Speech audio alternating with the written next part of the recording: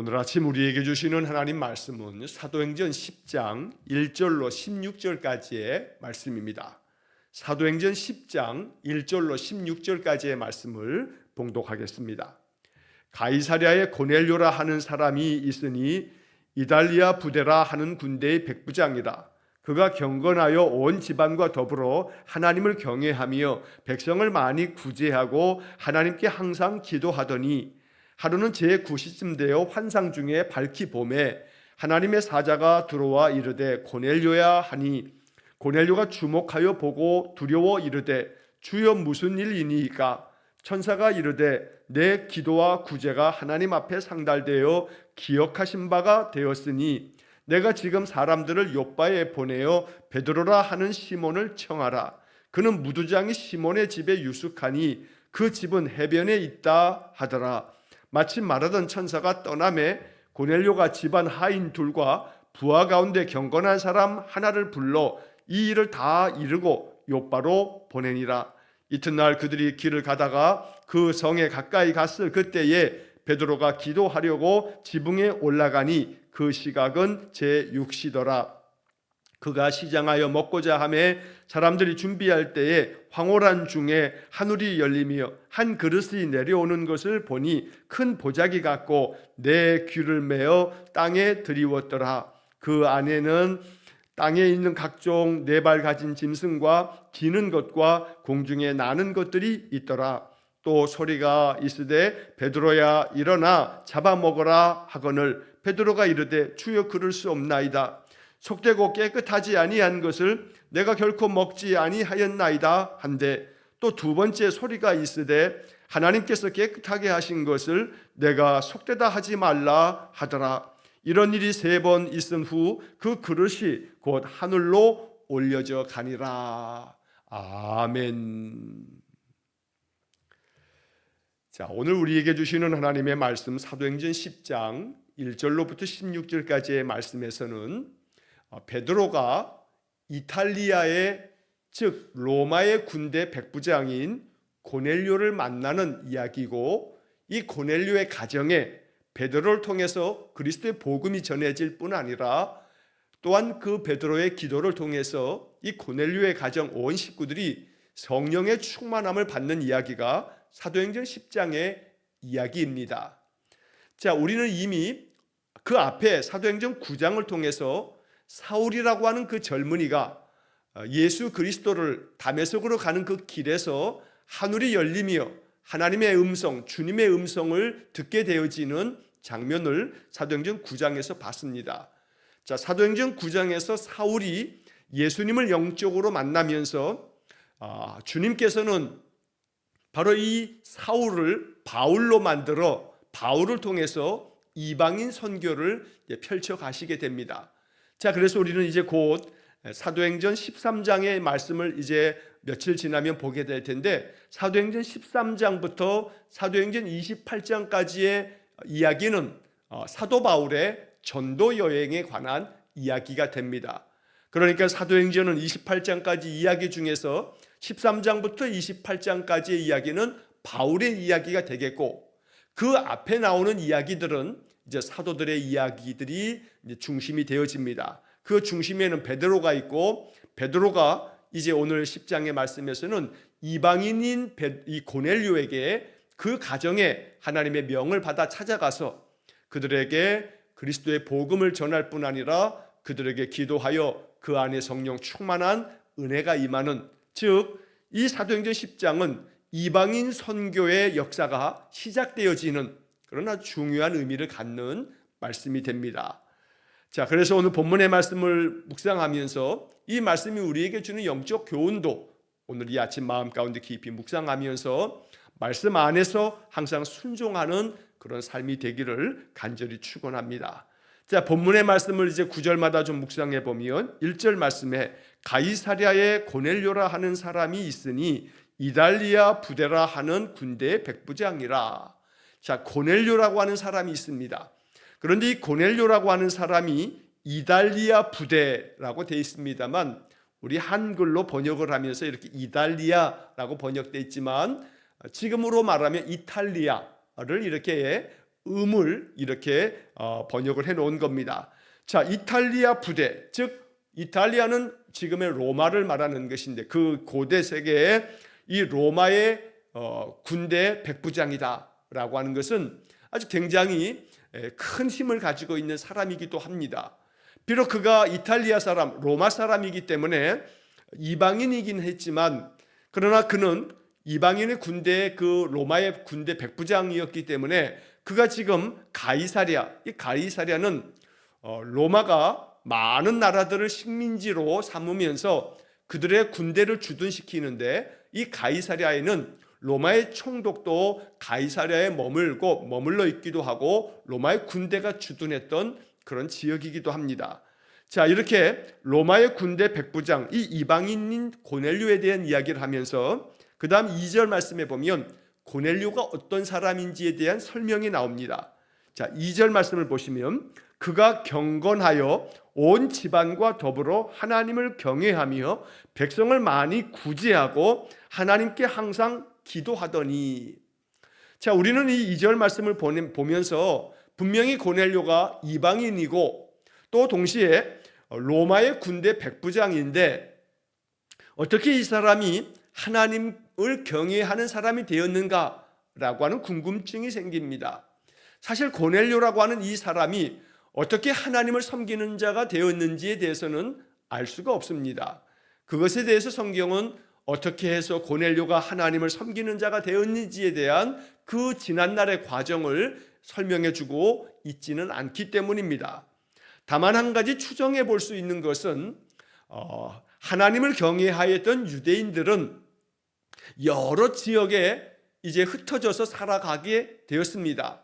왜냐하면 그 옛날 북이스라엘이 멸망하면서 많은 이 북이스라엘 사람들이 흩어지는 그러한 민족, 즉 디아스포라가 되기도 했고 또 동시에 남유다가 멸망을 하면서 바벨론의 포로로 잡혀갈 때에도 바벨론에 뿐만 아니라 바벨론의 포로로 잡혀가지 않기 위해서 도망친 사람들이 남쪽으로는 이집트, 애굽으로 도망을 치고 저 북쪽으로는 아수르를 건너서 지금으로 말하면 터키 땅과 또 그 땅을 건너서서 저 유럽이라고 말할 수 있는 그런 로마까지도 이렇게 가서 살았던 유대인 출신들이 있었던 겁니다. 그러면서 그러한 유대인 출신들을 통해서 그들의 삶의 모습이나 그들의 그 경건한 모습들 속에서 하나님이라고 하는 신이 있구나, 그 신을 섬기는 사람들의 삶이 참 남다르네, 그러면서 로마 사람들은 많은 신들을 섬기고 있었기 때문에 고넬료라고 하는 사람이 그런 경로를 통해서 그런 과정을 통해서 하나님을 알게 되고 하나님에 대한 경외심이 생기게 되고 이런 것이 아니었는가라고 이렇게 추정을 할 뿐입니다. 자, 이러한 것보다 더 중요한 것은 이제 우리는 본문의 말씀 속에서 이제 묵상을 해보면 자, 이 고넬료가 경건한 사람이라고 말씀합니다. 또 동시에 온 집안과 더불어 하나님을 경외했다. 그러니까 자기 자신만 하나님 경외하는 것이 아니라 온 집안 식구들과 더불어 하나님을 경외했다. 여기에 이제 우리의 기도가 있는 겁니다. 우리가 늘 기도하면서 이 고넬료의 모습을 통해서도 우리의 마음의 소망과 기도는 온 집안이 다 함께 하나님을 경외하는 가정이 되기를 원합니다. 이것이 이 말씀 2절을 보면서 우리의 마음속에 기도해야 할 부분이구나 라고 깨닫게 되기를 원합니다. 그래서 온 식구들이 다 같이 하나님을 잘 섬기는 믿음의 가정이 되어지기를 아침마다 기도하면 하나님은 반드시 그 기도를 들으시고 우리에게 은혜 주실 날이 분명히 있을 줄 믿습니다. 그래서 온 집안과 더불어 하나님을 경외했던 이 고넬료가 그의 삶의 모습을 어떻게 나타냈냐 하면 백성을 많이 구제하고 하나님께 항상 기도하더니, 고넬료는 이런 사람입니다. 고넬료의 모습은 단순히 하나님을 경외한다 하면서 자기의 마음속에 종교심만 가지고 있었던 게 아닙니다. 종교성이 뛰어나기 때문에 하나님을 경외하는 그 경건함이 있었다, 여기에 머물러 있지 않다는 겁니다. 그가 가지고 있는 그 경건함은, 하나님을 섬기는, 하나님의 경외하는 그런 마음은 그의 삶을 통해서 나타나고 있습니다. 그 모습이 백성을 많이 구제하는 겁니다. 또 하나님께 항상 기도하는 삶을 삽니다. 분명 백성을 많이 구제한다는 것을 보았을 때 고넬료라고 하는 이 사람은 자기 자신과 자기 집안만 잘 되면 된다라고 하는 이기적인 사람은 아닌 것으로 우리가 알 수 있습니다. 만약에 그가 이기적인 사람이었다면 백성을 구제하지 않을 겁니다. 그냥 자기 식구들만 잘 살면 됐지 남이야 뭐 어떻게 되든 뭔 상관이 있어, 이런 생각이었을 겁니다. 그러나 백성을 많이 구제하는 사람이라는 이 기록을 볼 때 고넬료는 기도에 있어서도 하나님께 항상 기도했는데 그 기도의 내용이 뭘까? 자기 자신과 자기 집안 식구들만을 위해서 기도했을까? 그의 기도 역시 그러지 않았을 겁니다. 많은 사람들을 구제했던 그 고넬료의 행실을 통해서 엿볼 수 있는 것은 고넬료의 기도 역시 많은 사람들을 위한 기도였을 것이다 라고 우리가 충분히 짐작할 수가 있습니다. 그래서 이 고넬료의 모습은 참 우리가 본받을 만한 그런 모습이구나 라는 것을 우리가 이미 2절 말씀을 통해서도 느낄 수 있습니다. 중요한 것은 2절 말씀에서 이렇게 성경에 기록되기를 고넬료는 이러이러한 사람이다 라고 기록되어 있다는 겁니다. 제가 며칠 전에도 말씀드린 것처럼 하나님 앞에서 나는 어떻게 기억이 되며 또 나의 삶이 어떻게 기록될까 라고 하는 것을 생각해 보는 겁니다. 어떤 사람들이 그런 말을 합니다. 자신의 삶에 대한 것들을 깊이 생각하면서 자신의 인생뿐만 아니라 내가 언젠가는 죽음을 맞이하게 되는데 나는 나의 이 죽음에 내 묘에 어떤 묘비명을 쓰면 좋을까, 이런 생각을 해보면서 자신의 그 삶을 정리하고 이제 이 세상을 등지고 마치면서 자신의 묘비명에다가 이렇게 좀 기록을 하면 좋겠다, 그런 생각을 했다는 글들을 보면서 우리는 이런 생각을 해야 합니다. 단순히 묘비명에 뭘 쓰느냐의 문제는 이건 중요한 게 아닙니다. 정말로 중요한 것은 하나님 앞에 생명책이 있다 하고 그 생명책에는 믿음의 사람들, 거룩한 사람들의 이름을 기록하신다 했는데 하나님 앞에 있는 그 책에 우리는 어떻게 기록이 될까? 하나님은 우리의 삶을 어떻게 기록하실까? 나를 어떤 사람으로 하나님은 기억하시며 그렇게 나에 대해서 아무개는 이러이러한 사람이더라 라고 써놓으실까? 그러므로 다시 한번 우리는 고넬료에 대한 이 성경의 기록을 보면서 다시 한번 나 자신이 어떤 사람이기를 원하는가? 나는 어떤 사람이 되어야겠는가? 그래서 내가 오늘서부터 이렇게 나 자신의 삶을 어떤 모양으로 바꾸어 가야 할 것인가? 이 문제를 좀 더 깊이 묵상하면서 기도하고 또 생각해보고 또 한번 시간이 되면 나는 이런 사람으로 하나님 앞에 기억이 되면 좋겠다. 하나님이 나를 이러이러한 사람이라고 하나님 말씀해 주시면 좋겠다 라고 하는 것을 한번 노트에다가 적어 보신다면 한결 더 우리의 마음속에 나 자신에 대한 생각도 가다듬을 수 있고 나의 삶을 어떻게 살면 좋을까에 대한 묵상도 할 수가 있겠다는 겁니다. 자, 이제 그 다음 3절 말씀서부터 또 보시면 이 고넬료가 하루는 제9시, 여기서 제9시라고 하는 것은 9시를 말하는 게 아니고 이거 그 당시에 이제 시간을 기록하는 그 당시의 표현법이고 지금으로 말하면 오후 3시를 말하는 겁니다. 자, 그래서 오후 3시에 이 고넬료가 환상을 보게 됩니다. 아마도 꿈을 꾸면서 그 꿈에서 그가 어떠한 환상을 보게 되었던 것으로 여겨집니다. 자, 고넬료가 환상을 밝히 보게 되는데 하나님의 천사가 고넬료에게 찾아옵니다. 그리고 그의 이름을 부릅니다. 고넬료야 라고 부르자 고넬료가 그 하나님의 천사를 바라보고 묻습니다. 주여 무슨 일입니까? 하고 묻자 하나님의 천사가 고넬료에게 이렇게 얘기합니다. 4절 말씀에 보면 내 기도와 구제가 하나님 앞에 상달되어 기억하신 바가 되었으니, 참 이 4절 말씀도 참 귀하고 아름다운 말씀입니다. 환상을 보는데 그 환상 가운데 하나님의 천사가 고넬료에게 말씀을 들려줍니다. 너의 기도와 네가 그렇게 백성들을 구제했던 것들이 하나님 앞에 상달되었다. 이 상달이라고 하는 이 표현은 우리가 일반적인 우리 생활 속에서 자주 사용하는 단어는 아닙니다. 그러나 이 상달이라고 하는 말을 국어사전에서 찾아보면 이렇게 설명이 되어 있습니다. 윗사람에게 말이나 글로 여쭈어 알리는 것, 이게 상달입니다. 쉽게 말하면 하나님 앞에 우리의 어떤 모습이, 어떤 기도가, 우리의 마음의 소망이 하나님 앞에 올려지는 것.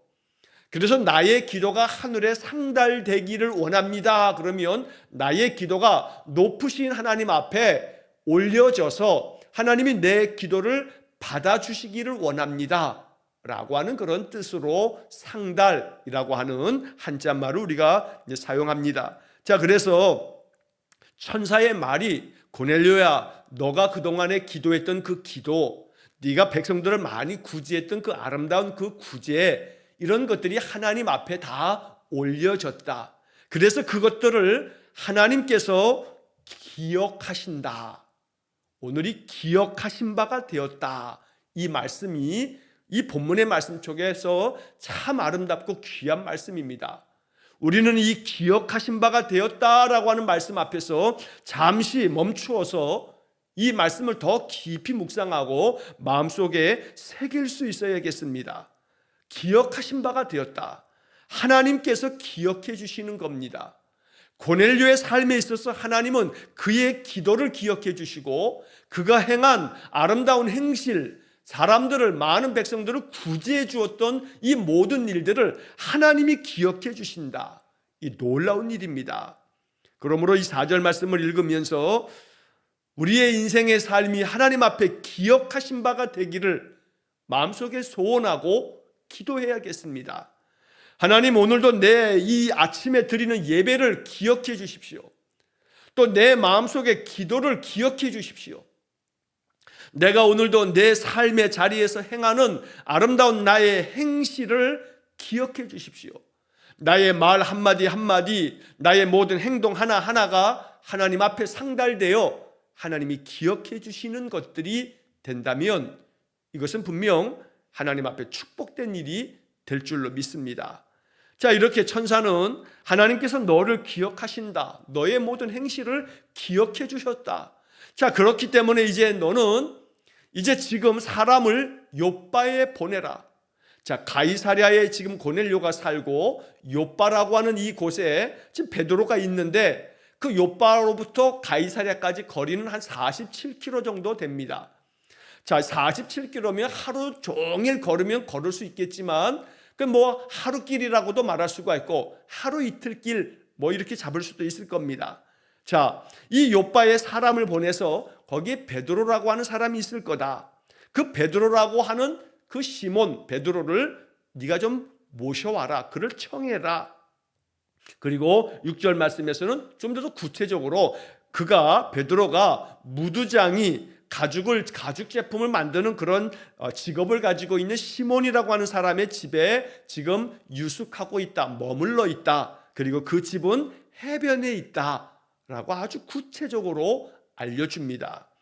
자, 그러자 이제 이 이야기를 하고 천사가 환상 가운데서 고넬료에게 말씀을 하고 난 다음 떠나게 되고 고넬료가 이제 집안의 하인들을 부르고 또 부하를 가운데서도 경건한 사람을 한 사람 불러다가 이제 천사가 그에게 보여주었던 환상을 그대로 순종하게 됩니다. 자, 우리는 여기서 이제 환상이라고 하는 이 이야기가 나올 때 환상을 우리가 어떻게 해석할 건가라고 하는 문제도 한번 생각해 볼 일입니다. 자, 구약 성경에서는 하나님의 사람들이 많이 하나님의 은혜 가운데서 환상을 보게 됩니다.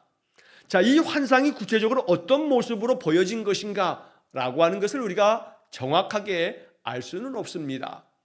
그래서 이 환상이라고 하는 것을 자칫 오늘 현대 그리스도인들이 자기가 무언가 이렇게 기도하는 중에 자기의 의식이 무언가를 본 것처럼 생각되어지면 내가 그 환상을 봤다 그러면서 주장하고 그리고 그 환상이 이러하다라고 이렇게 주장하는 사람들이 간혹 있습니다.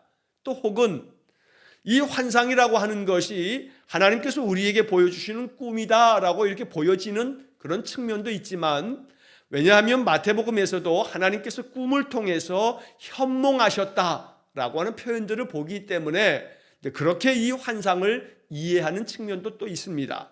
자, 환상이 어떤 종류로 어떻게 나타나는 것인지 우리가 정확하게 이거다라고 단정 지을 수는 없지만, 그러나 하나님께서 나에게 말씀하시는 그런 방법 중에 여러 가지 방법이 있는데, 내가 꿈을 통해서도 하나님께서 무언가 나에게 말씀하시는 바가 있겠구나 라고 하는 마음으로 내 생각과 내 마음을 열어두는 것을 필요합니다. 그러나 그렇다고 해서 또 반대로 내가 무언가 꿈을 꾸면 그 꿈이 너무나 생생해서 이거 하나님 나에게 보시는 환상이 아닐까? 이렇게 내가 보았던 꿈이 너무너무나 현실처럼 생생하기 때문에 그런 꿈들이 모두가 다 하나님이 나에게 보여주신 환상이다 라고 이렇게 단정 지으면서 거기에 뭔가 대단한 의미를 부여하면서 우리의 마음이 혹시라도 여러 가지 위태로운 마음으로 어그러지지 않도록 주의하는 것도 필요합니다. 그래서 우리는 하나님께서 우리 성도들에게 말씀하시는 방법은 여러 가지의 방법이 있다. 그러나 여기 이 환상 중에 고넬료가 천사의 소리를 듣는 이런 것을 보면서 환상을 사모하고 하나님 나에게도 환상 보여주시기를 원합니다 라고 하는 것은 우리에게 필요한 부분일 수 있습니다. 그러나 환상이라고 하는 것에만 너무나 집중되거나 그것에 대해서만 계속해서 강조하게 되면 건강한 신앙, 균형 있는 신앙에서 벗어날 수 있기 때문에 주의가 필요하다라고 하는 말씀도 드리는 겁니다. 그러므로 고넬료에게 하나님이 말씀하시는 방법이 환상을 통해서 말씀하셨다라고 하는 점에서는 우리가 이렇게 마음을 좀 정리할 필요가 있습니다. 하나님께서 하나님의 사람들에게 말씀하시는 방법은 여러 가지가 있다. 다양한 방법 가운데서 우리가 신학적으로 가장 안전하고 또 가장 우리의 하나님의 말씀을 들을 수 있는 확실한 방법은 하나님께서 성령의 감동으로 우리에게 허락해 주신 성경의 말씀을 통해서 하나님의 음성을 듣는 것, 이것이 가장 신학적으로 온전한 그런 하나님의 말씀을 듣는 방법이다 라고 하는 것만큼은 분명합니다. 여기에는 어떤 이견도 없습니다. 그러므로 하나님의 말씀을 듣는, 하나님의 뜻을 발견하게 되는 여러 방법 중에 고넬료는 환상을 통해서 하나님의 음성을 듣게 되었지만, 우리는 기록된 성경을 통해서 하나님의 뜻을 발견하고 하나님의 마음을 헤아리고 하나님이 나에게 명하시는 말씀을 들을 줄 아는 그런 믿음의 사람 되시기를 또한 간절히 축원합니다. 자, 여기서 이제 고넬료가 이렇게 하나님께서 자기에게 말씀하신 대로 바로 요빠라고 하는 곳에 사람을 보내서 베드로를 청하게 되는데, 그런 가운데에서 이 고넬료가 사람을 보낼 때에 하인 두 사람을 보내면서 부하 가운데에서 경건한 사람을 하나 불러다가 이 일을 맡깁니다. 자, 이 부하에게 이런 모든 것들을 잘 책임지고 감당하라고 맡겼을 겁니다. 그런데 그 부하를 표현하면서 부하 한 사람을 보냈다라고 표현하면 될 것인데, 부하 가운데서도 경건한 사람 하나를 불러다가 이 일을 맡겼다는 것은 그만큼 이 고넬료가 자신의 경건한 삶이 어떤 일을 하든지 간에 사람을 시킬 때에도 경건한 사람을 불러서 그 사람에게 일을 맡기는 이런 모습을 보게 됩니다. 이것은 하나님의 마음도 마찬가지입니다. 하나님이 경건한 사람을 찾고 있습니다. 경건한 사람 하나를 발견하면 그 사람을 불러다가 그 사람을 통해서 하나님의 일을 하시는 겁니다. 그러므로 항상 고넬료도 그러했지만 그 집안 사람들이, 고넬료가 다스리는 부하들 가운데서도 이렇게 경건한 사람들이 있다는 것은 고넬료가 얼마나 자신의 경건한 삶의 모습을 사람들에게 선한 영향을 미쳤는가라고 하는 것도 짐작할 수가 있습니다. 오늘 본문의 말씀을 묵상하면서 경건한 사람 되기 원합니다. 하나님 앞에서 믿음의 사람, 진실한 사람, 그래서 말씀 가운데 거하여 말씀 안에 늘 청종하는 사람, 이 사람이 경건한 사람입니다. 우리의 삶이 그와 같아지기를 간절히 축원합니다. 자, 그런데 이렇게 고넬료가 사람들을 보낼 때 그 이튿날 하나님께서는 이 베드로가 기도할 때 베드로에게도 하나님께서 그 황홀한 중에 하나님의 거룩한 환상을 베드로에게도 보여주십니다. 자, 그래서 9절 이하의 16절까지의 말씀은 베드로에게 보여준 환상 이야기가 나옵니다. 자, 이튿날 베드로가 기도의 시간이 되어서 지붕에 올라가 기도를 합니다. 그 시각이 제6시더라 라고 되어 있습니다. 이 6시는 지금의 시간으로 따지면 낮 12시를 말합니다. 자, 낮 12시에 베드로가 기도를 하는데 배가 고파 시장 안중에 이렇게 기도를 하게 되면서 사람들이 음식을 준비할 그 즈음에 베드로는 깊은 기도 속에 들어가면서 10절 말씀에 보면 황홀한 중에라고 표현합니다. 여기 황홀한 중에라고 하는 개역 성경의 번역은 쉬운 성경의 번역을 보면 환상을 보았습니다 라고 쉬운 성경은 번역합니다. 베드로도 환상을 보았던 겁니다. 자, 그런데 베드로가 본 환상은 하늘이 열리면서 그 하늘에서 하나의 그릇이 내려옵니다. 자, 그런데 그 그릇이 내려왔는데 그 그릇이 큰 그릇이었고 거기에 큰 보자기가 감싸여 있어서 그 그릇의 네 귀퉁이에 그 보자기로 이렇게 그 그릇을 담아서 하늘로부터 내려오는데 그 그릇 안에 뭐가 있었냐 하면 12절에 보니까 땅에 있는 각종 네 발 가진 짐승과 기는 것과 공중에 있는 것들이 그 그릇 안에 담겨 있는 겁니다. 그리고 그것들이 하늘에서부터 이렇게 베드로 앞으로 내려옵니다. 그리고 소리가 들리기를 베드로에게 이렇게 말씀합니다. 베드로야, 일어나서 잡아먹어라. 이 짐승들을 잡아먹어라 라고 베드로에게 말씀하는 겁니다. 베드로가 이 소리를 듣고 대답합니다. 주님, 그럴 수 없습니다. 왜냐하면 지금 이 그릇에 담겨있는 이 짐승들은 속되고 깨끗하지 못한 것들입니다. 그래서 내가 결코 이것을 먹지 않을 겁니다. 이렇게 대답하는 겁니다. 베드로의 이러한 대답은 그릇 속에 담겨있는 이 짐승들이 어떤 짐승인지 구체적으로 성경에 나와 있지 않지만 베드로의 대답을 통해서 우리가 추정할 수 있는 것은 베드로가 왜 이것을 속되고 깨끗하지 않다라고 말하냐 하면 레위기 11장의 말씀이나 신명기 14장 말씀에 보게 되면 하나님께서 명령하신 율법의 말씀 속에는 정한 짐승이 있고 부정한 짐승이 있습니다. 이 부정한 짐승들에 대해서는 하나님께서 구체적으로 이러이러한 짐승들은 부정하다. 그러니 이 부정한 짐승들은 너희가 먹지 말라라고 하는 명령입니다. 베드로는 이러한 것들을 알고 있기 때문에 그릇에 담겨있는 짐승들을 보니 레위기 11장에 나오는 부정한 짐승들이 그 안에 담겨 있다 보니 나는 이것을 먹지 않을 겁니다. 내가 먹을 수 없습니다. 왜냐하면 레위기 11장에 부정한 짐승들이 이 안에 담겨 있기 때문입니다. 베드로가 이렇게 말하는 겁니다. 그런데 또 한 번 두 번째 소리가 들립니다. 하나님께서 깨끗하게 하신 것을 네가 속되다고 하지 말아라. 왜 하나님이 깨끗하게 하셨는데 깨끗하다고 말씀하신 것을 네가 속되다, 깨끗하지 않다 이렇게 말하느냐? 그렇게 하지 말라라고 하는 말씀이 들리면서 세 번에 걸쳐서 이 그릇에 담겨있는 짐승을 잡아먹어라 라고 하는 말씀을 세 번 듣게 됩니다. 그리고 난 다음에 이 그릇이 하늘로 그냥 올려져 갔던 겁니다. 자, 오늘 본문은 이 16절까지의 이야기로 끝납니다. 우리는 내일 아침에 17절 이하의 말씀을 이제 보게 될 것입니다. 이것이 어떤 의미를 갖는지에 대해서는 우리가 내일 본문의 말씀에서 묵상하게 될 것입니다.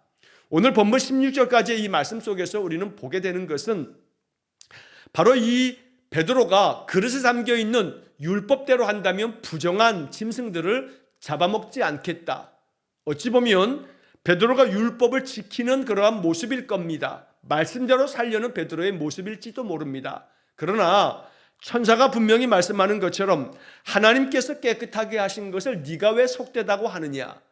이 말씀은 결국 하나님 앞에서 베드로가 가지고 있는 자기 신념, 자기 확신, 오랜 동안의 율법의 관습에 따라서 부정한 것을 먹지 않겠다라고 하는 이러한 것들이 자칫하면 하나님의 명령 앞에서도 하나님의 명령보다 하나님이 명하신 말씀, 이것도 자기들 나름대로 해석한 말씀, 다시 말하면 자기 신념, 자기의 종교성, 자기의 관습, 이것을 하나님의 말씀 앞에서 더 앞세우는 오류를 범할 수가 있다라고 하는 것을 성경이 이야기합니다.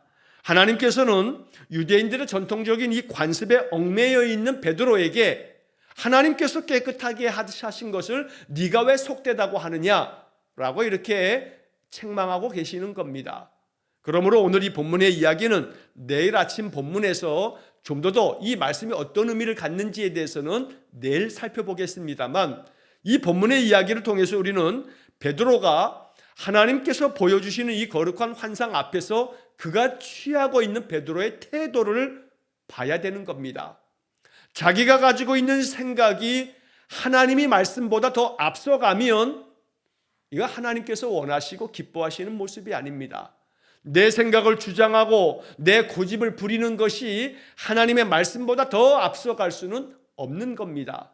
그러므로 하나님께서 내게 말씀하시면 내가 가지고 있는 신념도, 내가 가지고 있는 그 어떤 생각도, 고집도 내려놓을 줄 아는 그러한 겸허한 마음이 참된 믿음입니다.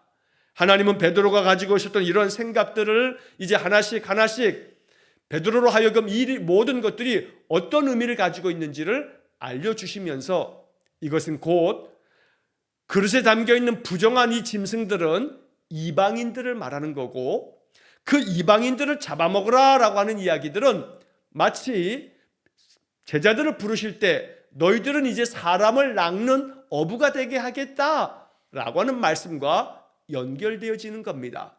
네가 이방인들은 부정하고 이방인들은 속되다고 말하지 말라. 이방인들조차도 하나님께서 구원하실 테니 이방인들을 너희들이 구원해라 라고 하는 그런 말씀이 이 속에 담겨져 있는 겁니다. 이 이야기는 내일 다시 한 번 더 구체적으로 말씀을 나누도록 하겠습니다. 자, 오늘 이 16절까지의 말씀을 통해서 그 전반부 8절까지의 말씀에서 고넬료라고 하는 사람에 대해서 깊이 묵상하시고, 또 9절 이하 베드로가 본 환상의 이야기는 내일 본문의 말씀 속에서 다시 한번 정리하면서 우리의 마음 가운데 말씀이 우리의 신앙에 보다 더 단단한 초석이 될 수 있기를 간절히 축원합니다. 무엇보다 오늘 본문 속에 이 고넬료의 모습을 통해서 우리가 배워야 할 점을 다시 한번 묵상하고, 하나님께서 나의 삶에 대하여 이렇게 기억해 주시기를 바라는 것들을 이 아침 기도하면서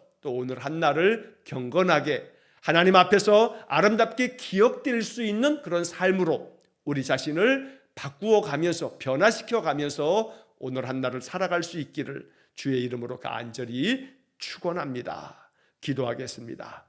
자비로우신 아버지 하나님, 나의 인생의 삶이 하나님 앞에 어떻게 기억되실까 마음속에 생각하면서 보다 더 경건하게 거룩하게 하나님의 뜻을 받들어서 많은 사람들을 구제하고 하나님께 항상 기도했던 고넬료처럼 우리의 삶이 이기적인 삶으로 매몰되지 아니하고 사람들에게 선을 행할 줄 아는 진실한 성도의 모습으로 인생 살기 원합니다. 그리하여 하나님 앞에 우리의 삶이 아름답게 기억되고 하나님께서 우리에게 더 큰 은혜를 부으사 우리를 사용하시며 우리에게 더 큰 은혜와 또 능력을 부어주시는 복된 삶이길 원합니다. 하나님께서 고넬료의 가정에 성령을 기름 붓듯 부어주시는 말씀을 우리가 사도행전 10장을 통해서 보게 될 텐데, 이 말씀들이 우리의 마음 가운데 깨달음이 되게 하시고 그로 말미암아 날마다 하나님의 은혜가 내 삶 속에서 더 풍성하게 채워지는